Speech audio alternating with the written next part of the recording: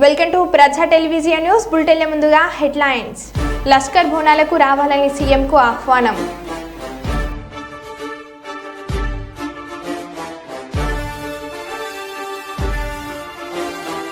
Gulf board ఏర్పాటు చేసి 500 కోట్ల బడ్జెట్ కేటాయించాలి.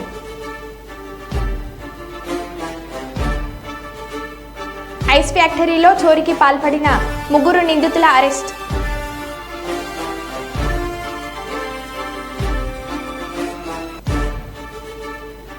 నాలుగు రోజుల పాటు కుప్పంలో పర్యటించనున్న నారా భువనేశ్వరి.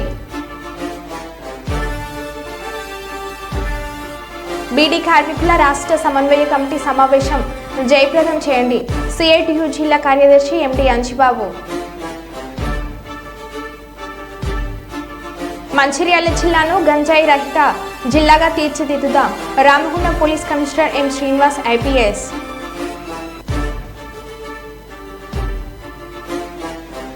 ప్రభుత్వ పాఠశాల విద్యార్థులకు స్కూల్ కిట్స్ పంపిణీ చేసిన తెలుగుదేశం పార్టీ నాయకులు.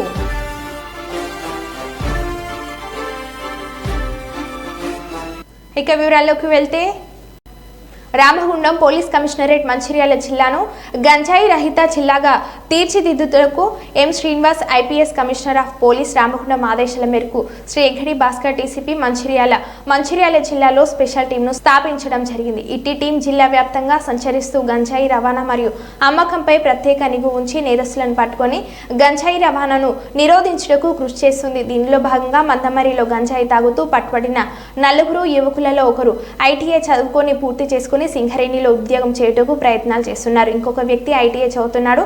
మిగతా 2 యువకులు కూడా పెయింటింగ్ పని చేసుకుంటూ జీవిస్తున్నందున వారి భవిష్యత్తును దృష్టిలో ఉంచుకొని వారి కుటుంబ సభ్యుల సమక్షంలో కౌన్సిలింగ్ నిర్వహించి అటు యువకులను మంచిర్యాల ప్రభుత్వ ఆసుపత్రి ఆవరణలో నిర్వహించుచున్న డి అడిక్షన్ సెంటర్లో చికిత్స గురించి చేర్పించడం జరిగింది. వాళ్ళ పట్ల పటిష్టమైన నిఘా కోసము సస్పెక్ట్ షీట్స్ ఓపెన్ చేసి వాళ్ళపై నిరంతర నిఘా ఉంటుంది. మంచిర్యాల జోన్ పరిధిలో సిపి రామగుండం ఆదేశాల మేరకు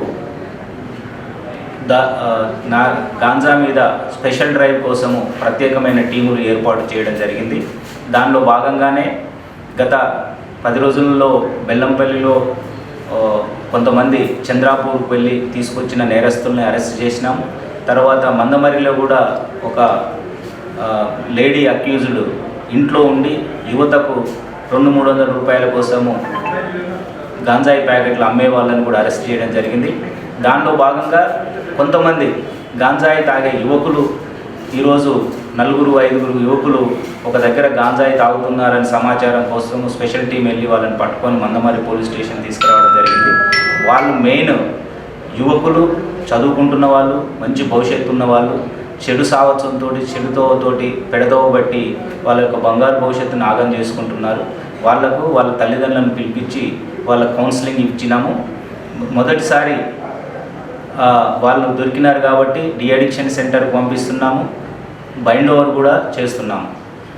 మంచిర్యాల జిల్లా ప్రజలకు విజ్ఞప్తి ఏమిటంటే, ముఖ్యంగా మీ యొక్క పిల్లలు కానీ, మీ కుటుంబ సభ్యులు కానీ, మీ దగ్గర వాళ్ళు కానీ గంజాయి, ముఖ్యంగా గంజాయి అనే డ్రగ్ను ఎవరైనా తాగుతున్నట్లు అనిపించినా, వాళ్ళు వినియోగిస్తున్న, మీకు కేవలం అనుమానం ఉన్నా కానీ పోలీసుకు సమాచారం ఇవ్వండి. మీరు ఇచ్చిన సమాచారాన్ని గోప్యంగా ఉంచుతాము. మీ పిల్లల పట్ల ఎలాంటి క్రిమినల్ కేసులు కూడా పెట్టము. అంటే యువత వాళ్ళ యొక్క సహవాస దోషం వల్లనో, పక్కోడి యొక్క ప్రోద్బలంతోటో, లేకపోతే ఉత్సాహంతో గాంజాని సేవిస్తుంటారు. అది మీకు తల్లిదండ్రులు అందరికీ తెలుస్తుంది, ఖచ్చితంగా తెలుస్తుంది. వాడు లేట్గా రావడము, లేకపోతే ఫ్రెండ్స్ తోటే ఉండడము, డబ్బులు ఎక్కువ డిమాండ్ చేయడము, నిద్రమత్తులో ఉండడము, టాటూస్ వేయించుకోవడము, ఇట్లాంటి విపరీతమైన ప్రవర్తన ఉంటుంది. వాళ్ళని మీరు గుర్తించి మాకు సమాచారం ఇవ్వండి. మీరు చెప్తే వినదనుకుంటే మాకు ఇవ్వండి. ఎట్టి పరిస్థితుల్లో వాళ్ళ మీద గంజాయిని ఫస్ట్ టైం తాగిన వాళ్ళ మీద కేసేం కట్టము. కానీ వాళ్ళని మార్పు కోసము మంచిర్యాల జిల్లా హాస్పిటల్లో ఉన్న డి అడిక్షన్ సెంటర్కి పంపి వాళ్ళని గంజాయి నుంచి బయటికి తీసుకొస్తాము. గాంజాయి వాళ్ళకి ఎవరైతే సప్లై చేస్తున్నారో వాళ్ళ పట్ల కఠినమైన చర్యలు తీసుకొని క్రిమినల్ కేసు పెడతాము. మా ఉద్దేశము గంజాయి రహిత మంచిర్యాల జిల్లాగా ఏర్పాటు చేయాలి. అదే సమయంలో గంజాయికి అలవాటు పడ్డ యువతని దాని మహమ్మారి నుంచి బయటికి తీసుకొచ్చి వాళ్ళని మంచి పౌరులుగా తీయడమే తప్ప వాళ్ళని శిక్షించడం కాదు. కాబట్టి తల్లిదండ్రులు మీ అపోహను వీడండి. పోలీసుకి చెప్తే మీ అబ్బాయి మీద క్రిమినల్ కేసు అవుతుంది, జైలుకు పంపిస్తారు కాబట్టి చాలామంది ముందుకు రావట్లేదు. మేము పట్టుకుంటే కేసులు చేస్తుంటాము. మీరే ముందుకు వచ్చి మా అబ్బాయి కానీ మా కుటుంబ సభ్యుడు కానీ అనుమానం ఉంది ఒకసారి చూడండి అంటే మేము ఇమీడియట్లీ కాకుండా పోలీసు పద్ధతుల్లో విచారించి నిజంగా అతను గాంజాకి అటు ఇటు అలవాటు అయితే మీకు చెప్తాము. మీ సమక్షంలోనే హాస్పిటల్కి పంపించేసి డీఅడిక్షన్ సెంటర్లో క్లీన్ చేస్తాము. కాబట్టి పోలీసుకు సహకరించవలసిందిగా ప్రజలకు విజ్ఞప్తి చేస్తున్నాను. జూరాల ప్రాజెక్టుకు భారీగా వరద. ప్రాజెక్టు 5 గేట్లు ఎత్తివేత. శ్రీశైలం ప్రాజెక్టుకి చేరుతున్న భారీగా వరద నీరు.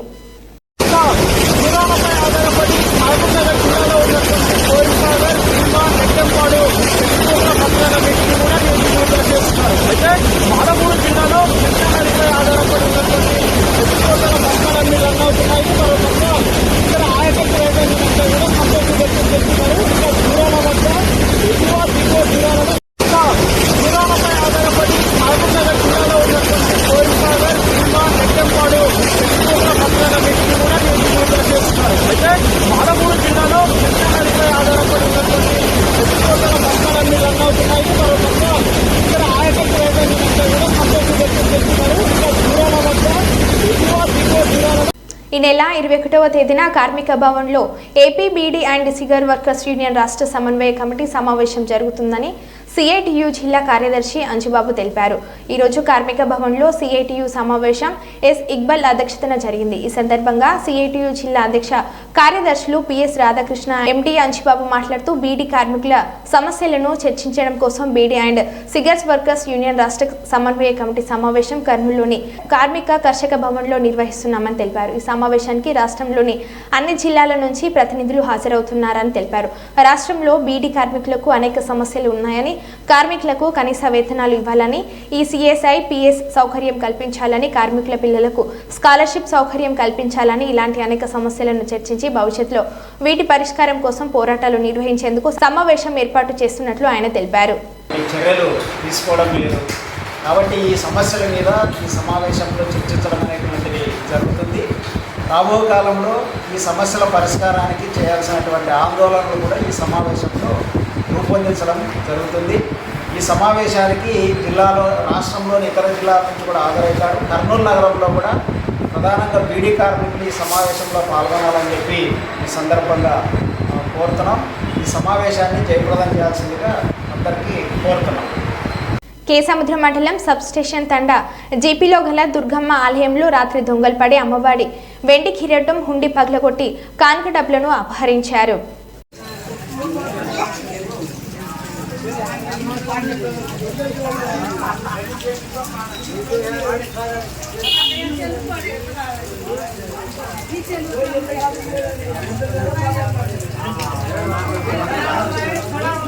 గురుకులంలో పెట్టి వైరల్ చేయకు.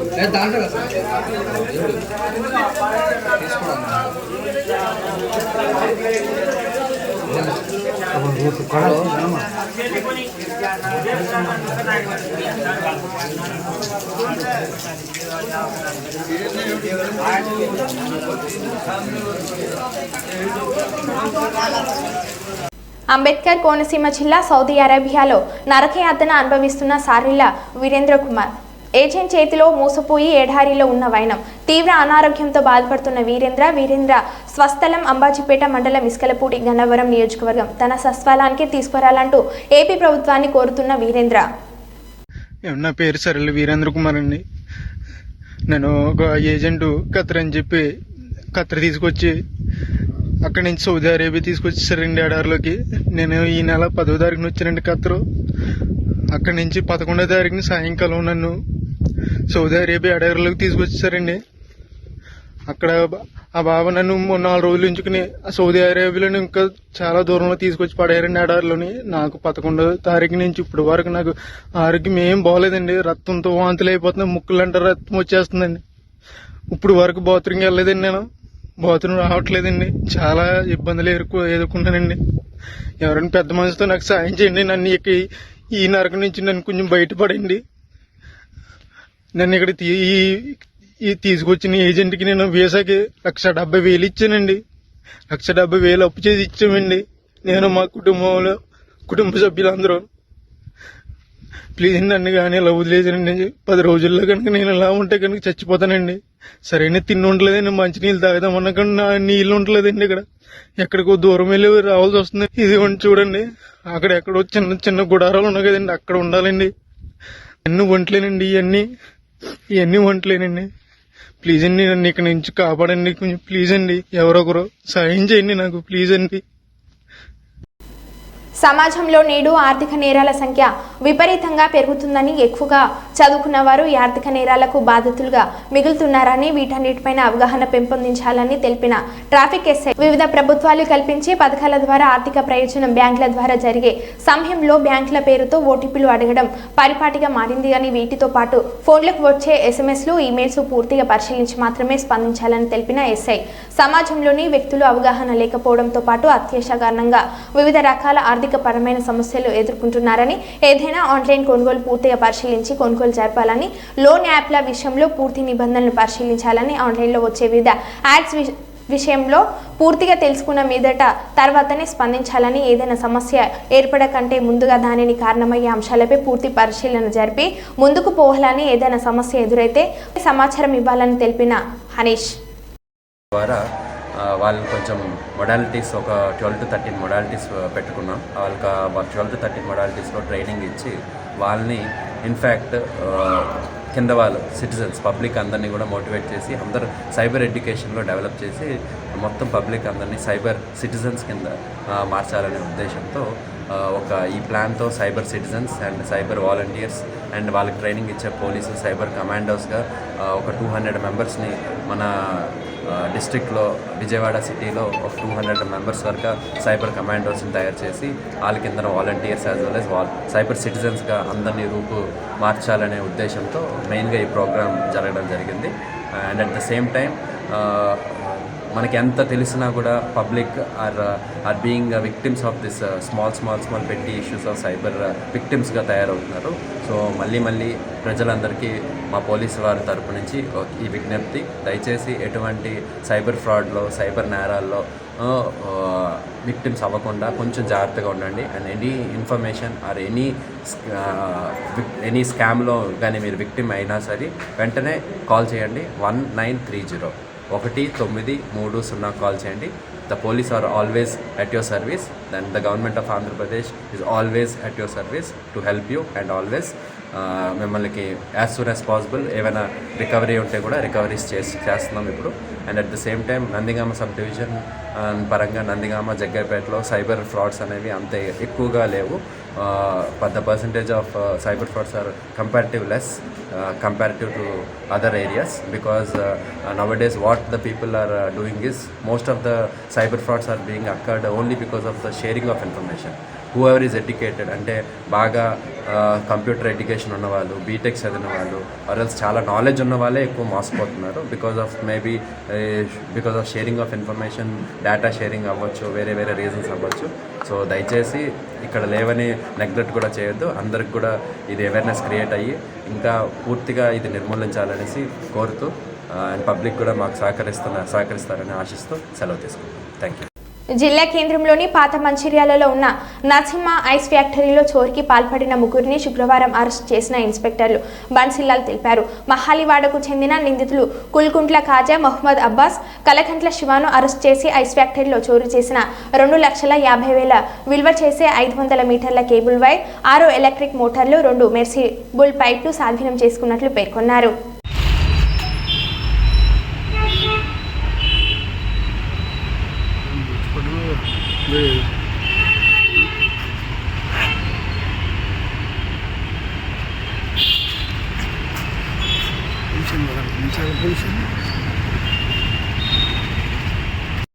శంషాబాద్ ఎయిర్పోర్ట్లో తిరిగి ప్రారంభమైన విమాన సర్వీసులు. నిన్న ఉదయం నుండి మైక్రోసాఫ్ట్ సాంకేతిక లోపం కారణంగా నిలిచిపోయిన విమాన సర్వీసులు మైక్రోసాఫ్ట్ తిరిగి ప్రారంభం కావడంతో యథావిధిగా విమానాలు రాకపోకలు కొనసాగిస్తున్నాయి. ఎయిర్పోర్టుకు వచ్చిన ప్రయాణికులు నిన్న తీవ్ర ఇబ్బందులు గురైన విషయం తెలిసిందే. విమాన సర్వీసులు తిరిగి ప్రారంభం కావడంతో శంషాబాద్ ఎయిర్పోర్ట్లో కికిరిసిన ప్రయాణికులతో కిటికీలాడుతున్న శంషాబాద్ ఎయిర్పోర్ట్ మీరు పాత వాళ్ళు మీరు ఇలాగ చేస్తేలాగా అతను చేయండి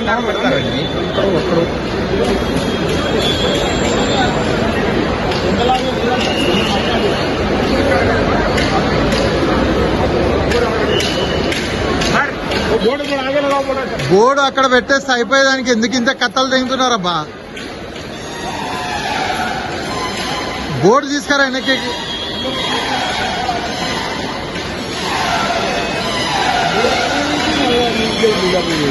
ఇట్రా ఇట్రా మా చైర్మన్ అవుతుంది.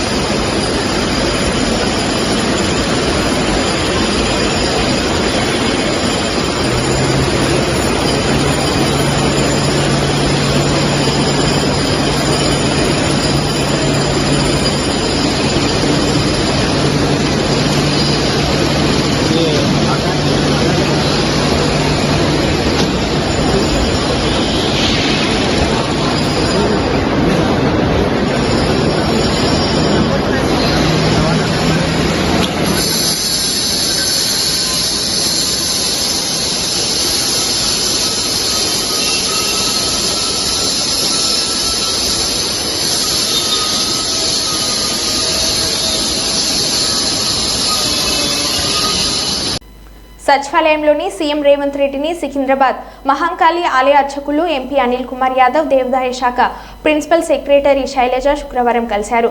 ఉజ్జయిని మహంకాళి ఆలయ బోనాల జాతరకు రావాలని ఆహ్వాన పత్రికను అందజేశారు. ఈ సందర్భంగా వేద పండితులు సీఎంను ఆశీర్వదించారు. దేవాదాయ శాఖ commissioner Hanumantha Rao, GHMC mayor Gadwal Vijayalakshmi పాల్గొన్నారు.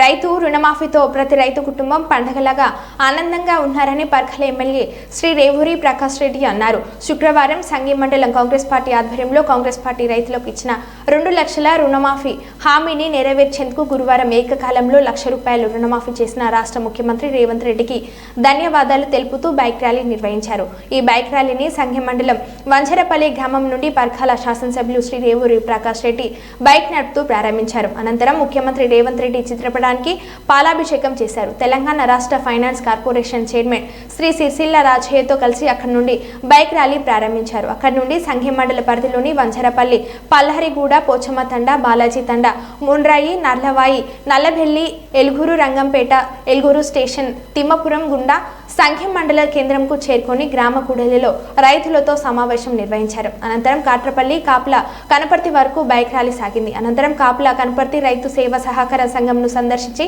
రైతులకు అందుతున్న సేవ కార్యక్రమాలను అడిగి తెలుసుకున్నారు.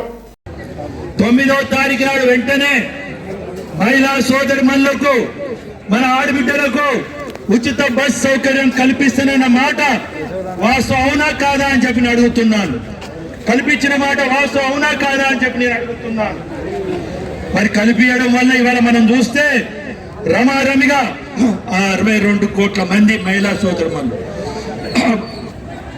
60 అంటే మనకు 4 కోట్ల జనాభా కదా, 62 కోట్ల అని అంటే వాళ్ళు ప్రయాణం చేసిన సంఖ్య. ప్రతి నెల లక్షలలో ప్రయాణం చేస్తున్నారు. ఇప్పటి వరకు ఒక్కొక్క మహిళా సోదరమని కూడా 3-4 సార్లు కూడా బస్సు ఉచిత ప్రయాణం చేయడం జరిగింది. వాళ్ళకి వాళ్ళ ఆర్టీసీకి వచ్చి 2,143 కోట్లు చెల్లించడం జరిగింది.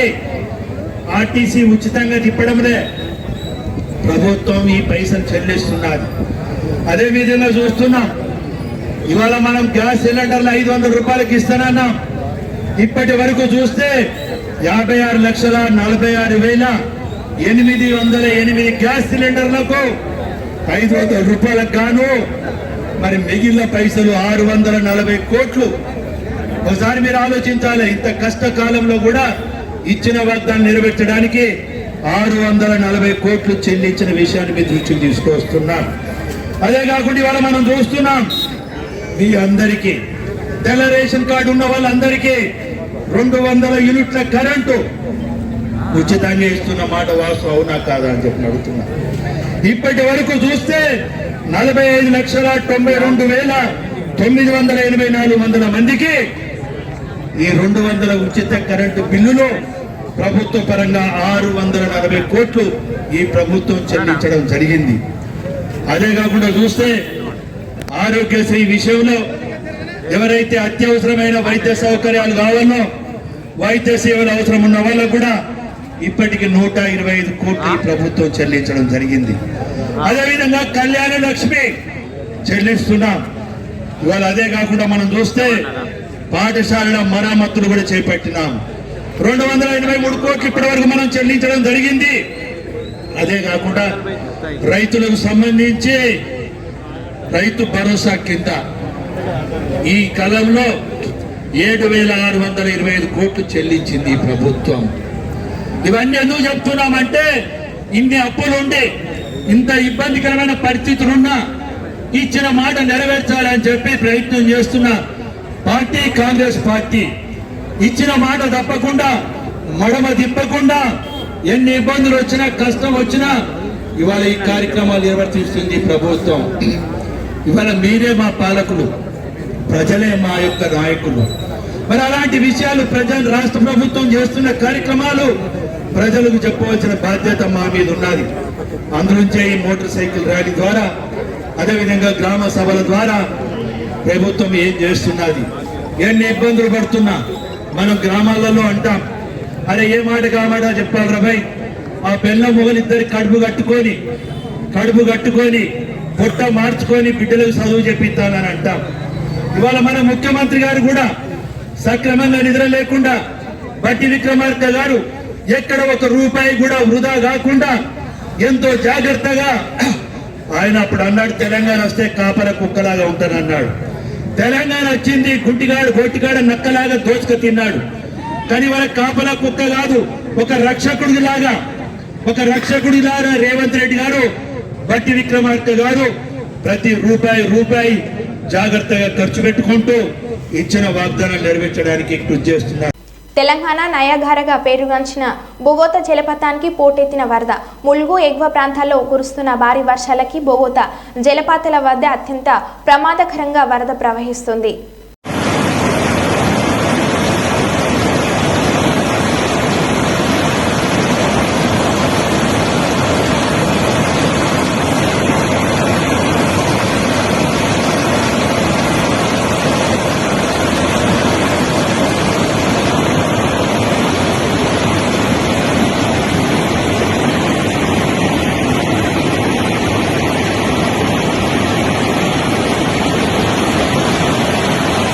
మరో బులెటిన్లో మళ్ళీ కలుద్దాం. Stay tune.